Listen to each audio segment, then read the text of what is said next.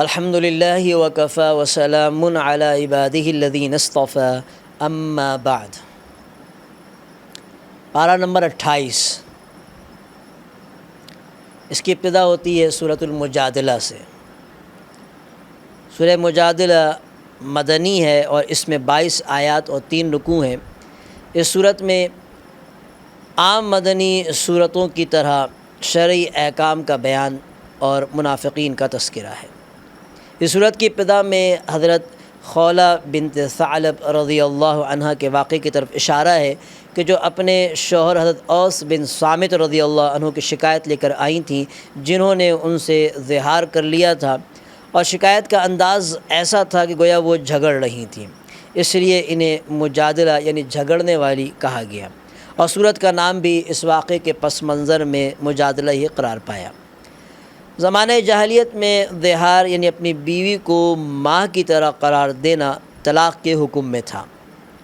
اور اس کی وجہ سے بیوی شوہر پر ہمیشہ کے لیے حرام ہو جاتی تھی۔ قرآن نے اس حرمت کی ایک حد مقرر کر دی کہ جو کہ کفارہ دینے سے ختم ہو جاتی ہے۔ سورہ مجادلہ کے دوسرے اہم مضامین جو ہیں وہ یوں ہیں کہ اول یہ کہ یہ صورت سرگوشی کا حکم بیان کرتی ہے، یعنی اگر 2 یا زیادہ شخص دوسرے لوگوں کے سامنے ایک دوسرے کے کان میں بات چیت شروع کر دیں تو اس کا کیا حکم ہے۔ جہاں تک حدیث کا تعلق ہے تو 3 افراد کی صورت میں 2 کی سرگوشی کو آداب مجلس کے خلاف قرار دیا گیا ہے، کیونکہ ایسا کرنے سے تیسرے کے دل میں یہ بدگمانی آ سکتی ہے کہ شاید دونوں میرے بارے میں کوئی خفیہ بات کر رہے ہوں۔ لیکن یہاں جس سرگوشی سے منع کیا جا رہا ہے وہ یہود کی عادت تھی کہ وہ محض مسلمانوں کو پریشان کرنے کے لیے آپس میں کانا پھوسی کیا کرتے تھے، اور یوں جب حضور صلی اللہ علیہ وسلم کو سلام کرتے تھے تو منہ بگاڑ کر السلام علیکہ یا ابو القاسم کہا کرتے تھے۔ ان آیات میں ان قبیح حرکات ان کی مذمت کی گئی، البتہ ایسی سرگوشیوں اور خفیہ مشوروں کی اجازت دی گئی جو نیکی اور تقوی کے بارے میں ہیں۔ دوسرا یہ کہ اجتماعی آداب میں مجلس کا ادب یہ بیان کیا گیا کہ جب تمہیں مجلس میں وسعت پیدا کرنے کے لیے کہا جائے تو وسعت پیدا کر دیا کرو، اور اگر تمہیں مجلس سے اٹھ جانے کے لیے کہا جائے تو اٹھ جایا کرو۔ یہ حکم صرف نبی کریم صلی اللہ علیہ وسلم کی مجلس کے ساتھ خاص نہیں بلکہ ہر باوقار مجلس کے لیے ہے کہ جو دین کے کسی بھی شعبے کے سلسلے میں منعقد ہوئی۔ لیکن یہ کوئی فرض اور واجب نہیں بلکہ صرف مستحب ہے کہ جو شخص پہلے سے مسجد یا کسی اور مجلس میں بیٹھا ہو وہ اس جگہ بیٹھنے کا زیادہ حقدار ہوتا ہے، البتہ اسے چاہیے کہ اگر ممکن ہو تو بعد میں آنے والے مسلمان بھائی کے لیے وسعت پیدا کر دے۔ یہ صورت ان منافقوں کا بھی تذکرہ کرتی ہے جو یہود سے دوستی بھی رکھتے تھے اور اپنے مومن ہونے پر قسمیں بھی کھاتے تھے۔ ان کے بڑے بڑے دعوے کے باوجود اللہ تعالیٰ نے انہیں حزب الشیطان یعنی شیطان کی جماعت قرار دیا، اور اسی طرح سے ایک حزب اللہ جو دوسری جماعت اللہ کی جماعت کہ جو کسی صورت بھی اللہ اور اس کے رسول کے دشمنوں کے ساتھ دوستی نہیں رکھتے، خواہ وہ ان کے ماں باپ، بیٹے، بھائی اور قبیلے والے ہی کیوں نہ ہوں۔ ان سعادت مندوں کے لیے اللہ نے 4 نعمتوں کا اعلان فرمایا ہے۔ پہلی یہ کہ اللہ نے ان کے دلوں میں ایمان کو جما دیا، اور دوسری یہ کہ ان کی غیبی مدد کی جائے گی، اور تیسرا یہ کہ انہیں جنت میں داخل کیا جائے گا، اور چوتھا یہ کہ اللہ ان سے راضی ہو گیا اور وہ بھی اللہ کی نعمتوں سے اور اس پر جو ہے اس کی عطاؤں پر راضی ہیں۔ اس کے بعد سورۃ الحشر، یہ مدنی ہے، اس میں 24 آیات اور 3 رکوع ہیں، اور اس صورت کے مضامین یہ ہے کہ ابتدا میں بتایا گیا ہے کہ کائنات کی ہر چیز اللہ تعالیٰ کی تسبیح و تقدیس اور حمد و ثنا بیان کرتی ہے اور اس کی وحدانیت اور قدرت و جلال کی گواہی دیتی ہے۔ پھر یہ صورت قدرت الہیہ کے بعض آثار اور زندہ دلائل کا تذکرہ کرتی ہے، جن میں سے ایک یہ بھی ہے کہ یہود جو کہ عرصہ دراز سے یثرب میں قیام پذیر تھے، انہوں نے اپنی حفاظت کے لیے مضبوط بڑے بڑے قلعے بنا رکھے تھے اور معاشی وسائل پوری طرح ان کے قبضے میں تھے۔ یثرب والوں کو انہوں نے سودی قرضوں کی سنہری زنجیروں میں جکڑ رکھا تھا اور ان کا خیال یہ تھا کہ کوئی بھی ہمیں یہاں سے نہیں نکال سکتا، لیکن ان کی اپنی ہی کرتوتوں کی وجہ سے ان پر اللہ کا عذاب آ کر رہا اور انہیں دوبارہ حشر کا سامنا کرنا پڑا۔ حشر جمع اور اخراج کے معنی میں ہے۔ حشر اول میں انہیں مدینہ منورہ سے شام کی طرف دھکیل دیا گیا، اور حشر ثانی میں حضرت عمر رضی اللہ عنہ نے انہیں خیبر سے شام کی طرف چلے جانے پر مجبور کر دیا۔ یہود کا مدینہ اور خیبر سے نکل جانا ایک ایسا واقعہ تھا کہ یہود تو کیا، خود مسلمانوں کے لیے قطعی طور پر غیر متوقع تھا۔ ان کی معاشی خوشحالی، دفاعی انتظامات اور مضبوط جماعتی نظم کی وجہ سے کوئی سوچ بھی نہیں سکتا تھا کہ انہیں بسط ذلت و خواری مدینہ منورہ اور خیبر سے نکلنا پڑے گا، کہ پوری ذلت اور خواری کے ساتھ نکلنا پڑے گا۔ لیکن اللہ نے جب انہیں ان کی عہد شکنی اور تکذیب و انکار، تکبر اور سرکشی کی وجہ سے نکالنے کا فیصلہ کر لیا، تو ظاہری اسباب ان کے کسی کام بھی نہ آئے اور اللہ کا فیصلہ وقوع پذیر ہو کر رہا۔ جب یہود کے قبیلہ بنو نذیر کو مدینہ منورہ سے نکال دیا گیا تو بہت سارا مال غنیمت مسلمانوں کے قبضے میں آ گیا۔ جو مال غنیمت قتل و قتال کے بغیر ہاتھ آ جائے اسے اصطلاح میں مال فے کہتے ہیں۔ اس مال فے کے بارے میں حکم دیا گیا ہے کہ اس میں مجاہدین میں سے کسی کا حق نہیں، بلکہ اس کی تقسیم کا اختیار اللہ کے نبی کو ہے کہ وہ اسے فقراء، ضعفاء، مساکین، حاجت مندوں، قرابت داروں میں تقسیم کریں گے۔ یہاں اگرچہ مسئلہ مال فے کی تقسیم کا بیان ہو رہا ہے، لیکن اس کے ضمن میں اسلامی اقتصادیات کا ایک اہم فلسفہ بھی بیان کر دیا گیا، اور وہ یہ کہ اسلام یہ نہیں چاہتا کہ دولت چند اغنیاء کے ہاتھوں میں گردش کرتی رہے، بلکہ اسلام اس طریقے سے پھیلاؤ چاہتا ہے کہ سوسائٹی کا کوئی فرد اور کوئی طبقہ بھی محروم نہ رہے۔ زکوٰۃ، صدقات، میراث اور خمس وغیرہ کی تقسیم میں بھی یہی فکر کار فرما ہے۔ اور اقتصادیات کے اس عظیم فلسفہ کے علاوہ قانون سازی کے منبع اور مصدر کی بھی وضاحت کر دی گئی ہے، اور وہ یہ کہ جو چیز تم کو پیغمبر دیں وہ لے لو، اور جس سے منع کر دیں اس سے رک جاؤ۔ وہ تمام قوانین اور مسائل و احکام جو رسول اکرم صلی اللہ علیہ وسلم اللہ کی طرف سے لے کر آئے ہیں ان کی اتباع واجب ہے، خواہ وہ قرآن کی صورت میں ہو یا سنت صحیحہ کی صورت میں۔ کتاب و سنت کو نظر انداز کرتے ہوئے کسی قسم کے قانون سازی جو ہے وہ جائز نہیں ہے۔ سورہ حشر جہاں ایک طرف اللہ کی رضا کو ہر چیز پر ترجیح دینے والے مہاجرین اور انصار اور ان کی اتباع کرنے والے قیامت تک کے مسلمانوں کی تعریف کرتی ہے، تو وہیں ان منافقوں کی مذمت بھی کرتی ہے جو یہود کو برے وقت میں اپنے تعاون کا یقین دلاتے رہتے ہیں۔ اللہ فرماتے ہیں کہ ان دونوں گروہ یہود اور منافقین کا انجام یہ ہوگا کہ دونوں دوزخ میں ہوں گے، اس میں ہمیشہ رہیں گے، اور ظالموں کی یہی سزا ہے۔ سورہ حشر کے آخری رکوع میں ایمان والوں کو اللہ سے ڈرنے کا حکم ہے۔ انہیں سمجھایا گیا ہے کہ تم ان یہود و نصارہ کی طرح نہ ہو جانا جنہوں نے حقوق اللہ کو بھلا دیا، جس کی پاداش میں اللہ نے انہیں خود ان کی ذات کے حقوق بھی بھلا دیے، اور وہ آخرت کو بھول کر حیوانوں کی طرح نفسانی خواہشات کی تکمیل ہی میں لگے رہے۔ علاوہ ازیں اہل ایمان کو کتاب اللہ کی عظمت کی طرف متوجہ کرنے کے لیے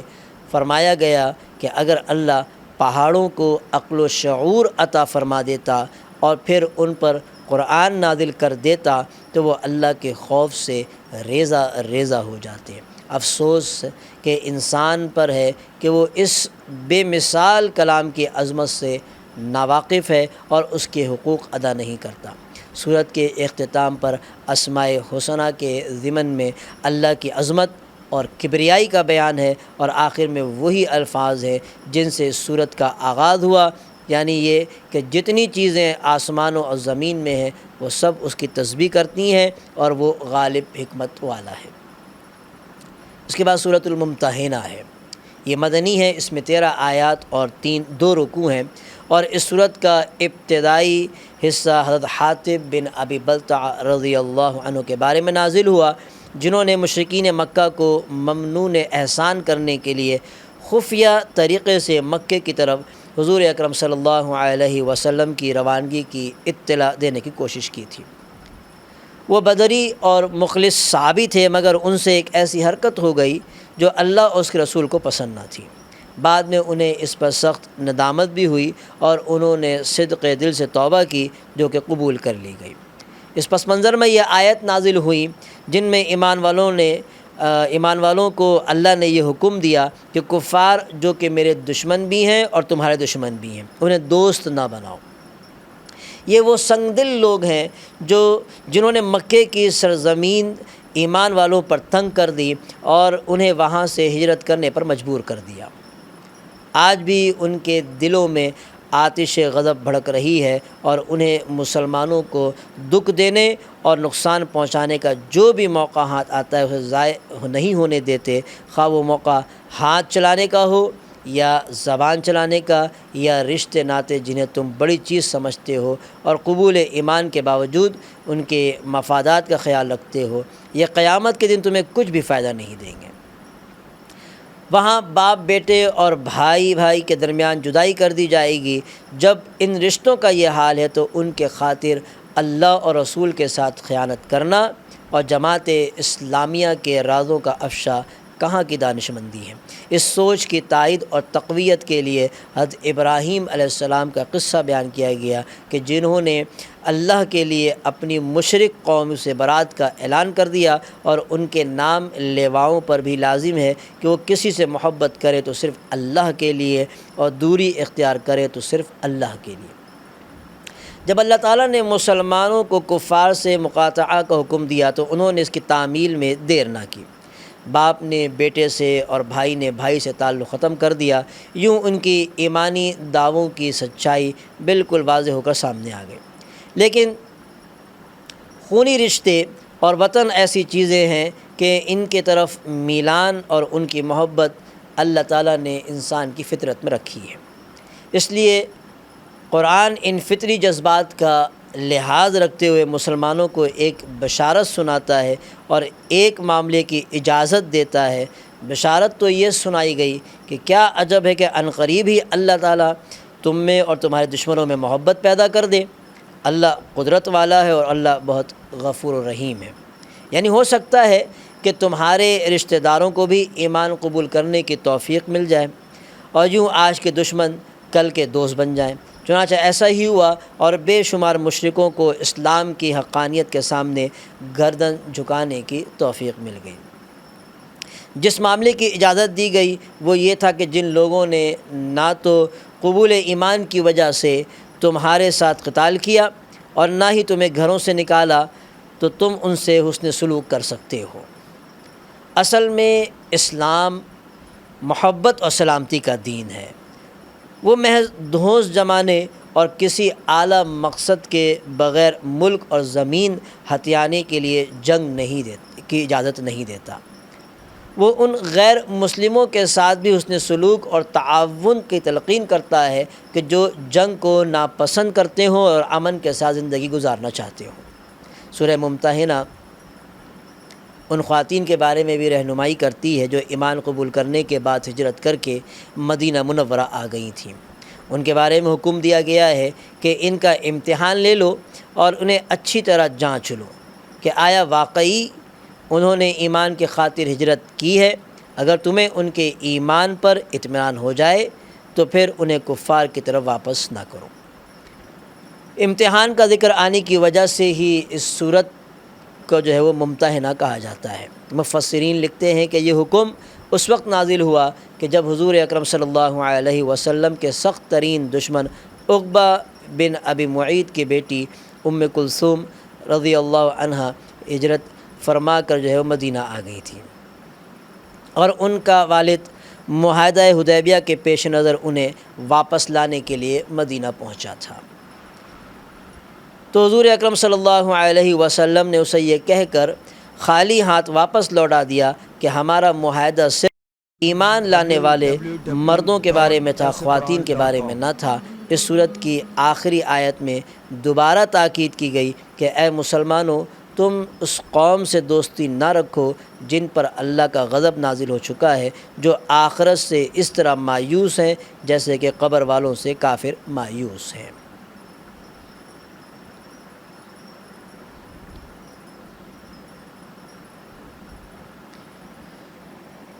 اس کے بعد سورۃ الصف۔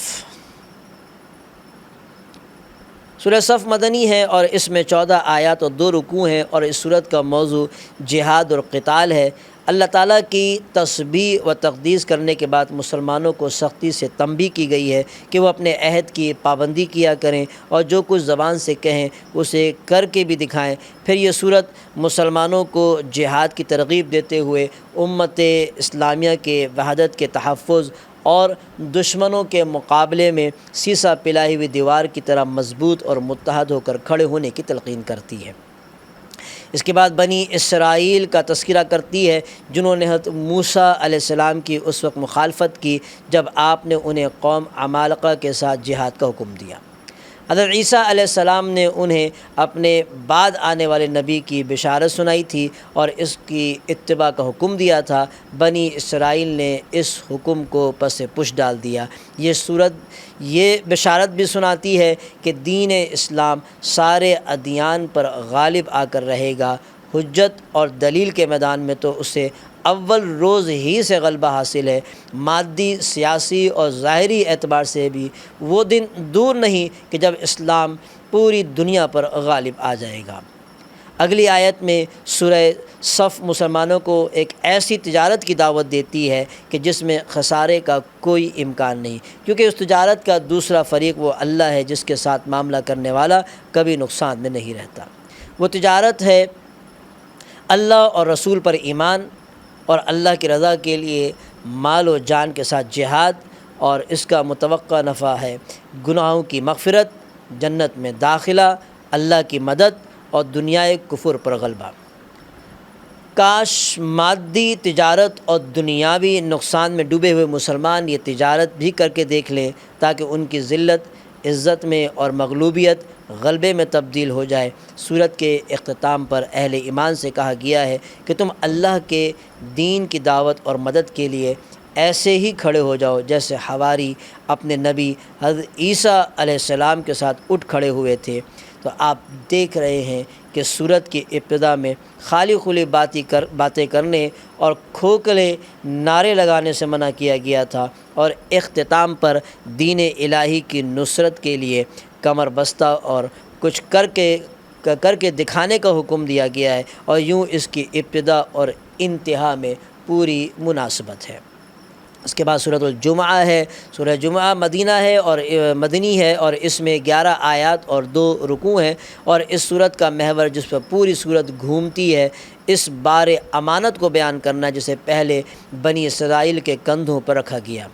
لیکن وہ اس کا حق ادا نہ کر سکے، اور ان کی مثال اس گدھے کی سی ہو گئی کہ جس پر بڑی متبرک اور علمی کتابوں کا بوجھ لاد دیا گیا ہو اور اس بوجھ سے ان کی کمر جھکی جا رہی ہو، لیکن ان کتابوں میں جو علوم و معارف اور جو جواہر و اسرار ہیں ان سے وہ قطعاً بے خبر ہیں،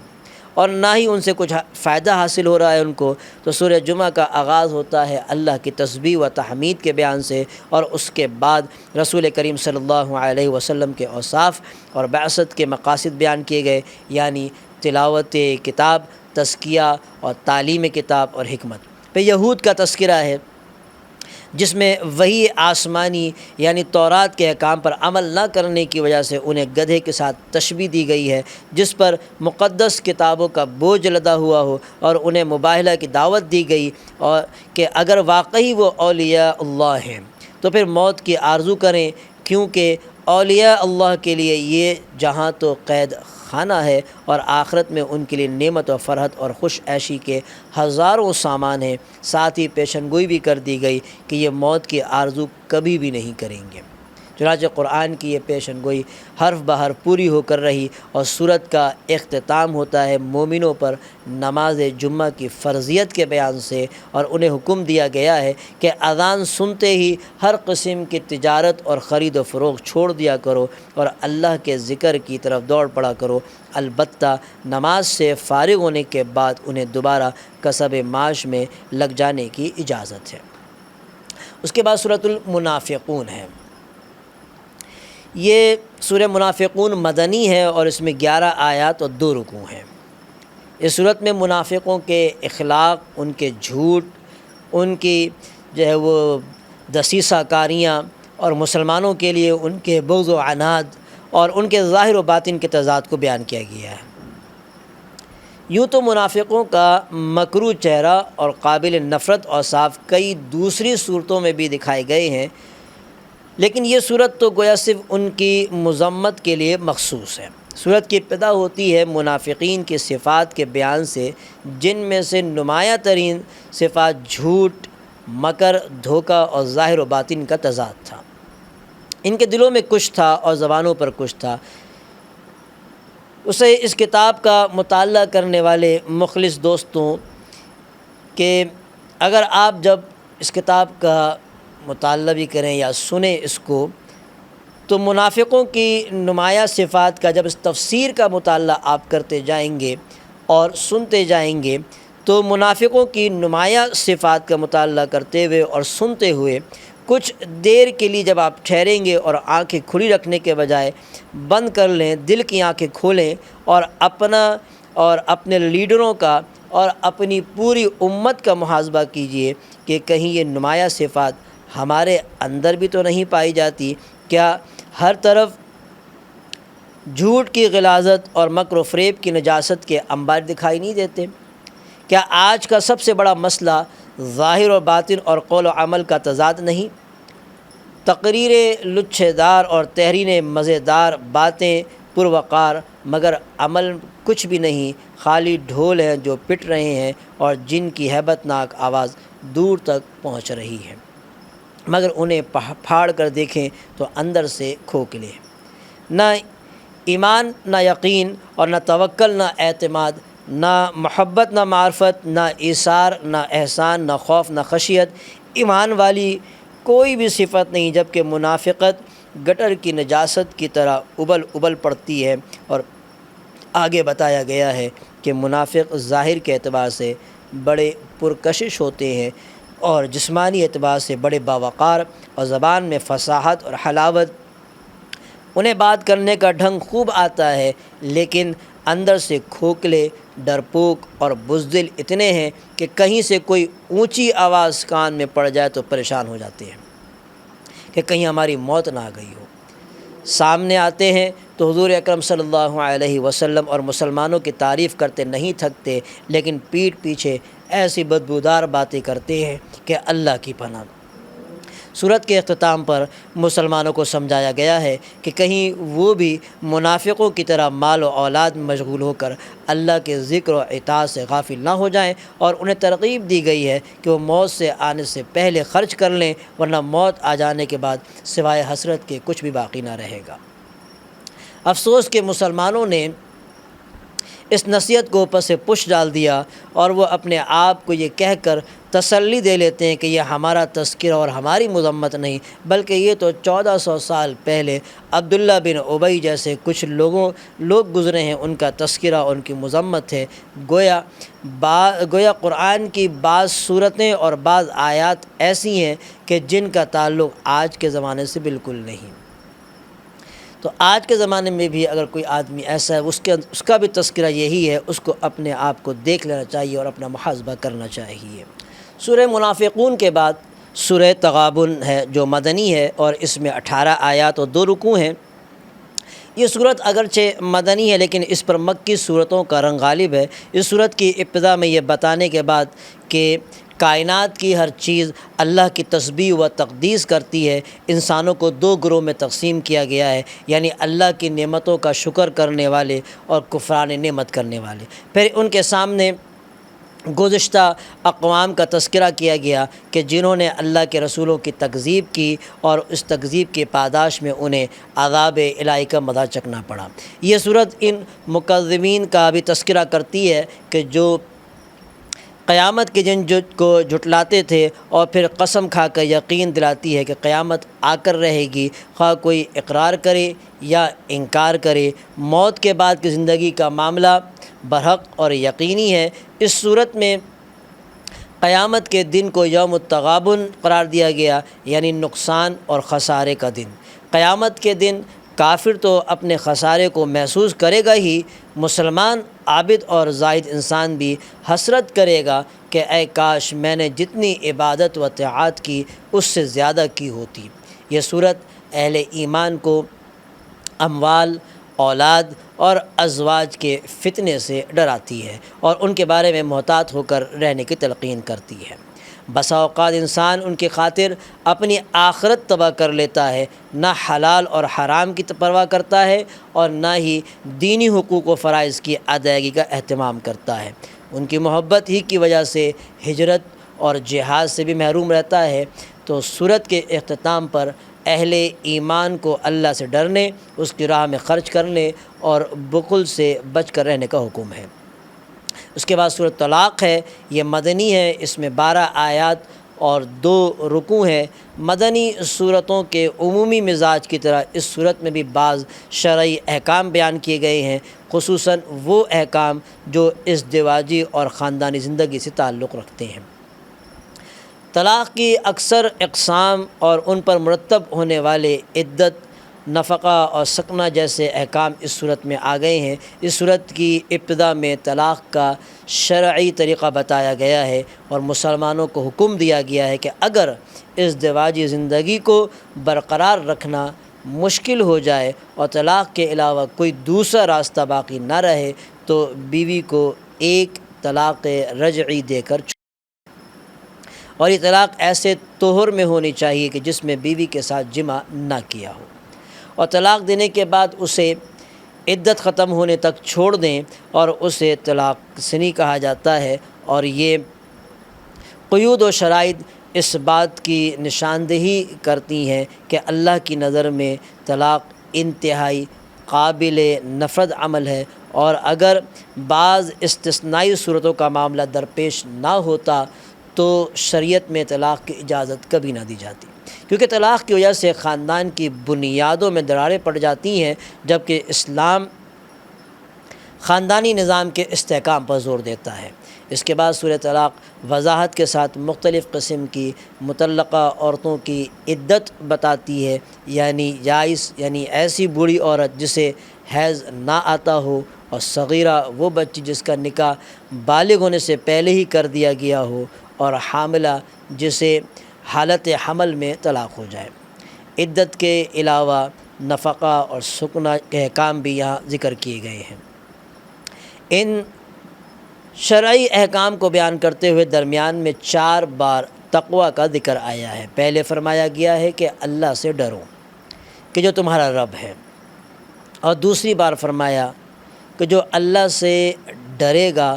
اللہ اس کے لیے مشکلات سے نکلنے کا راستہ پیدا کر دے گا، اور تیسری بار فرمایا کہ جو اللہ سے ڈرے گا اللہ اس کے کام میں سہولت پیدا کرے گا، اور چوتھی بار فرمایا کہ جو اللہ سے ڈرے گا تو وہ اس کے گناہ دور کر دے گا اور اسے اجر عظیم عطا کرے گا۔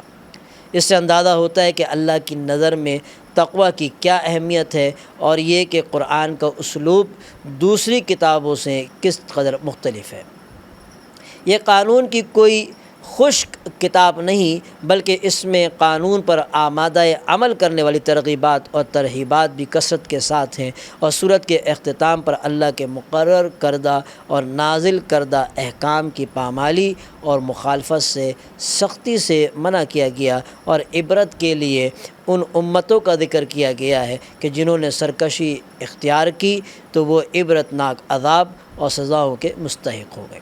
آخری آیت میں ارض و سما کی تخلیق میں قدرت الہیہ کی طرف اشارہ ہے۔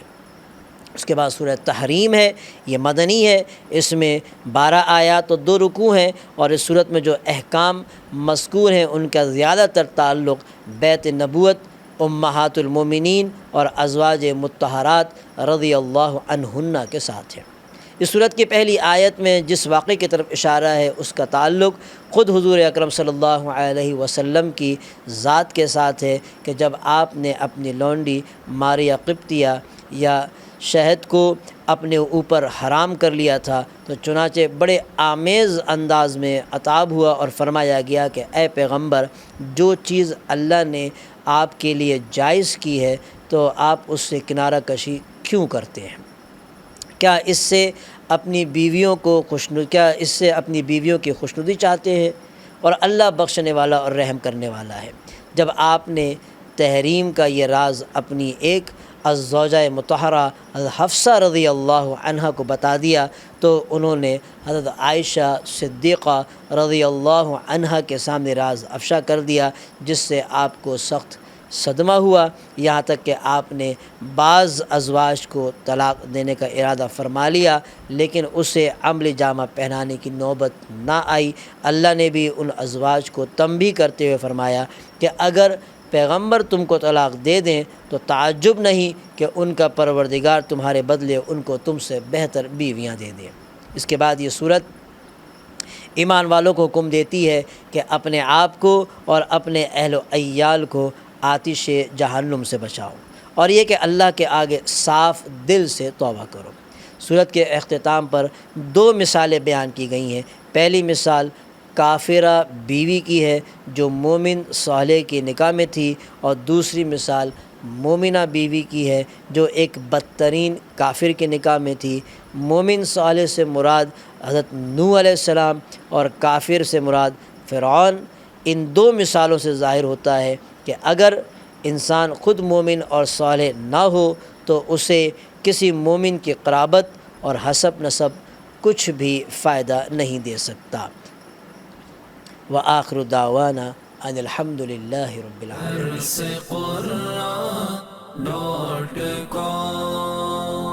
www.darsequran.com